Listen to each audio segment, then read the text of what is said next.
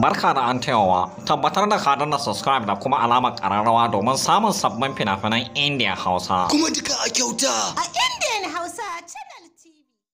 Lissafin kaddara.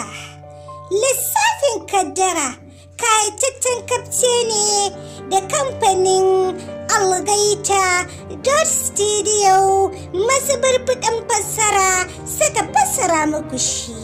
Lissafin kaddara kayataccen labari ne akan wani jarumi mai hazaka da basira da ɗimbin baiwa wanda in ya samu ɗan adam yakan lissafa masa kaddararsa ta gobe yayin da ya kalli tafar hannunsa. Wannan baiwa tasa har ta kai shiga cimma wani buri a lissafin shi kaddaran gogon nawa babu soyayya sannan babu aure. Kwatsam sai wata masoyiya ta shiga cikin rayuwarsa nan take lissafin kaddararsa ta canza sai gashi nan damu a cikin soyayyarta.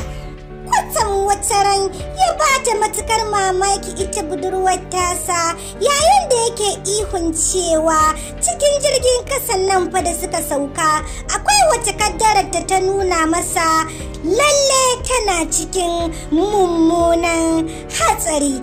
Yayi iya kokarinsa gogon naka don ya tare mata wannan masifar amma abin ya ci tura. Bayan karasuwar ta gida ta ji ana shela a TV jirgin ya samu mummunan hatsari har ma ɗaya daga cikin fasinjar ta rasa ranta. Hakan ne ya sa budurwar ta yi maza ta nemi jarumin naka don ita ma tana da irin matsaloli da suke damun rayuwarta. Ta tursasa shi ta meka masa hannayenta akan ya faɗa mata kaddararta. Bayan ya gama lissafa mata kaddaranta ne hakan bai sa ta gamsu ba don bata ji abin da yake damun rayuwarta a cikin kaddarar da ya lissafa mata ba.